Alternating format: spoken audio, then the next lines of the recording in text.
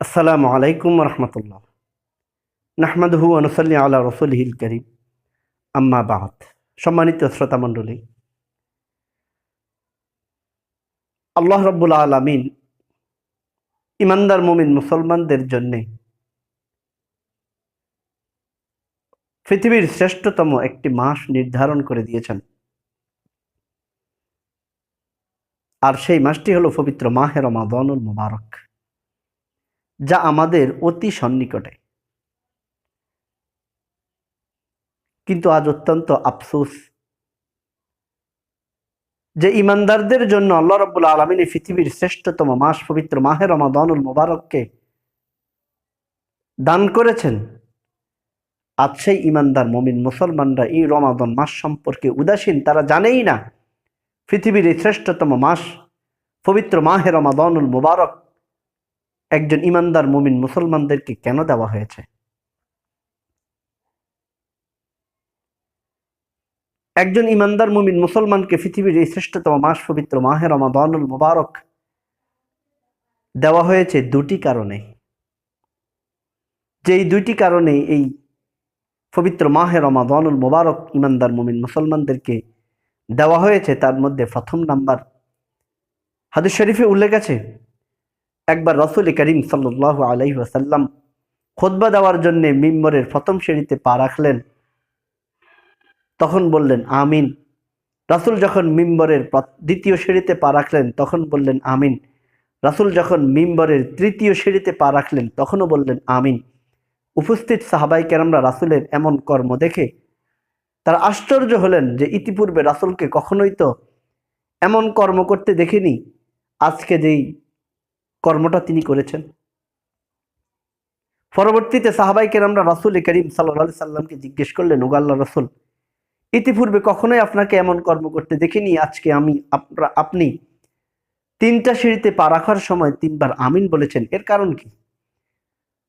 এর জবাবে রাসূল করিম সাল্লাল্লাহু আলাইহি সাল্লাম বলেন, আমি যখন মিম্বরের প্রথম সিঁড়িতে পা রাখলাম এমন সময় হযরত জিবরাইল আলাইহিস সালাতু ওয়াস সালাম আমার কাছে আগমন করলেন এবং আমাকে বললেন, ওগো আল্লাহর রাসূল, ওই ব্যক্তি ধ্বংস হোক যে ব্যক্তি পূর্ণ একটি রমাদান পেয়েছে কিন্তু সে তার হয়ে যাওয়া গুনাহগুলি মাফ করিয়ে নিতে পারল না। রাসূল করিম সাল্লাল্লাহু আলাইহি সাল্লাম বলেন, তখন আমি তার সমর্থনে বলেছিলাম আমিন। চিন্তা করুন, একজন ইমানদার মুমিন মুসলমানের জন্য এই পবিত্র মাহে রমাদানুল মুবারক কত শ্রেষ্ঠতম একটি মাস। জিবরাইল বদদোয়া করেছিল যে রমাদান পেয়েছে তার অতীতের হয়ে যাওয়া গুনাহগুলিকে ক্ষমা করিয়ে নিতে পারল না, সেই ব্যক্তি ধ্বংস হোক। রাসূলুল্লাহ সাল্লাল্লাহু আলাইহি সাল্লাম তার সমর্থনের সাথে সাথে আমিন বলে ফেলেছেন। একবারের জন্য রাসূলুল্লাহ সাল্লাল্লাহু আলাইহি সাল্লাম সুপারিশ করেন নাই। ছোট্ট একটা উদাহরণ দিই। আল্লাহ রাব্বুল আলামিন আমাদের নবীকে মেরাজে নিয়ে যখন 50 ওয়াক্ত নামাজ দিয়েছিলেন, এই 50 ওয়াক্ত নামাজ আদায় করা আমাদের জন্য অত্যন্ত কঠিন হবে। তাই রাসূল করিম সাল্লাল্লাহু আলাইহি সাল্লাম বারবার গিয়ে এই 50 ওয়াক্ত নামাজ থেকে 5 ওয়াক্ত করে নিয়ে এসেছেন। উম্মতের কষ্ট হবে। তাহলে উম্মত নিয়ে রাসূল কত চিন্তায় থাকতো। আর সেই উম্মতের ব্যাপারে জিবরাইল বলছে, ধ্বংস হোক ওই ব্যক্তি যে রমাদান পেয়েছে কিন্তু সে তার গুনাহ খাতাগুলিকে মাফ করিয়ে নিতে পারল না। রাসূল একটু আল্লাহর কাছে সুপারিশ করল না, না করা ব্যতীতই রাসূল সাথে সাথে তার সমর্থনে আমিন বলে দিয়েছেন। বোঝা গেল রমাদানের সাথে উম্মতের কোনো আপোষ নেই, কোনো আপোষ এখানে চলবে না। তাহলে সম্মানিত শ্রোতা মণ্ডলী, এই পবিত্র মাহে রমাদানুল মুবারক আমাদেরকে দেওয়া হয়েছে দুটি কারণে। তার মধ্যে প্রথম নাম্বার কারণ এই হাদিস থেকে সুস্পষ্ট, আমাদের গুনাহ মাফের জন্যে। এজন্যই তো এই পবিত্র মাহে রমাদানুল মুবারককে বলা হয় গুনাহ মাফের মাস। তাহলে সম্মানিত শ্রোতা মণ্ডলী, এই পবিত্র মাহে রমাদানুল মুবারক আমাদেরকে যেই দুটি কারণে দেওয়া হয়েছে তার মধ্যে প্রথম নাম্বার, আমরা যেন আমাদের অতীতের হয়ে যাওয়া গুনাহগুলিকে ক্ষমা করিয়ে নিতে পারি। এখন প্রশ্ন, আমাদের অতীতের হয়ে যাওয়া এই গুনাহগুলি আমরা কিভাবে ক্ষমা করিয়ে নেব? হাদিস শরীফে উল্লেখ আছে, রমাদানে বান্দা 3 কর্মের মাধ্যমে তার অতীতের হয়ে যাওয়া গুনাহগুলিকে মাফ করিয়ে নেবে। আমি আবারও বলছি, রমাদানে বান্দা তার অতীতের হয়ে যাওয়া গুনাহগুলিকে মাফ করিয়ে নিবে 3 কর্মের মাধ্যমে। যেই 3 কর্মের মাধ্যমে একজন ইমানদার মুমিন মুসলমান রমাদান মাসে তার অতীতের হয়ে যাওয়া গুনাহগুলি থেকে নিজেকে মাফ করিয়ে নিবে, তার মধ্যে প্রথম আমল হাদিস শরীফে উল্লেখ আছে, রাসূল করিম সাল্লাল্লাহু আলাইহি সাল্লাম বলেন, মান সামা রমাদানা ঈমানান ওয়া ইহতিসাবান গুফিরা লাহু মা তাকদ্দামা মিন যামবি। রাসূল করিম সাল্লাল্লাহু আলাইহি সাল্লাম ইরশাদ ফরমান, যে ব্যক্তি রমাদানে ঈমানের সহিত সওয়াবের আশায় রমাদানের সিয়াম তথা রোজাগুলিকে পূর্ণ করবে, আল্লাহ রাব্বুল আলামিন এই সিয়ামের বিনিময়, এই রোজাগুলির বিনিময় ওই বান্দার অতীতের হয়ে যাওয়া সমস্ত গুনাহগুলিকে মাফ করে দিবেন। সম্মানিত শ্রোতা মণ্ডলী, তাহলে যেই 3 কর্মের মাধ্যমে রমাদানে ইমানদার বান্দারা তাদের অতীতের হয়ে যাওয়া গুনাহগুলি মাফ করিয়ে নিবে, তার মধ্যে প্রথম নাম্বার হচ্ছে এই রমাদানের রোজাগুলিকে সুন্দরভাবে পালন করতে হবে।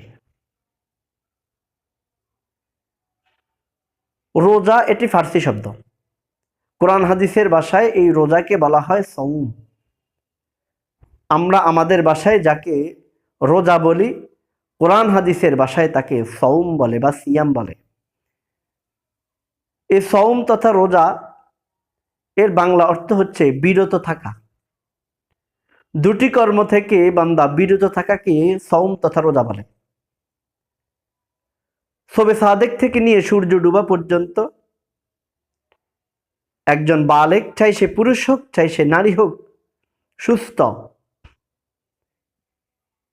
শবে সাদেক থেকে নিয়ে সূর্য ডুবা পর্যন্ত সর্বপ্রকার খাবার এবং পান করা থেকে নিজেকে বিরত রাখবে। আর দ্বিতীয় নাম্বার, শবে সাদেক থেকে নিয়ে সূর্য ডুবা পর্যন্ত স্ত্রীর সাথে একান্ত সময় কাটানো থেকে বিরত থাকবে।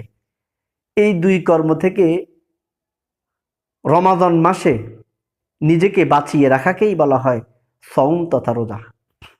হাদিস শরীফে উল্লেখ আছে, রাসূল করিম সাল্লাল্লাহু আলাইহি সাল্লাম বলেন, আমার অধিকাংশ উম্মত মুসলমানেরা তারা রোজা রাখবে, তারা ফানাহার থাকবে গুনাহ মাফের জন্যে, কিন্তু প্রতিনিয়ত তাদের আমলনামায় গুনাহ লেখা হতেই থাকবে। সাহাবায়ে কেরামরা আশ্চর্য হলেন, রমাদান দেওয়া হয়েছে বান্দার গুনাহ মাফের জন্য, বান্দা সওম পালন করবে তার গুনাহ মাফের জন্য, সওম পালন করবে আবার গুনাহও লেখা হবে, এটা কি করে সম্ভব? তখন রাসূল করিম সাল্লাল্লাহু আলাইহি সাল্লাম বললেন, আমার ওই সমস্ত বান্দারা যারা রোজা রাখবে তাদের আমলনামায় সদা সর্বদা গুনাহ লেখা হবে, তারা হচ্ছে ওই সমস্ত ব্যক্তি যারা অপরের নিন্দা করবে, অপরের গীবত করবে, মিথ্যা বলবে, গালিগালাজ করবে।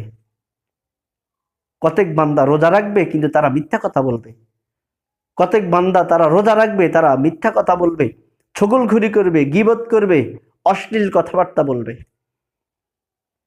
রোজা রাখবে তারা এই গীবত করার কারণে তাদের আমলনামায় প্রতিনিয়ত গুনাহ লেখা হতেই থাকবে। রোজা রাখবে তারা মিথ্যা বলার কারণে তাদের আমলনামায় গুনাহ লেখা হতেই থাকবে। রোজা রাখবে অশ্লীল গালমন্দ করার কারণে তাদের আমলনামায় সদা সর্বদা গুনাহ লেখা হতেই থাকবে।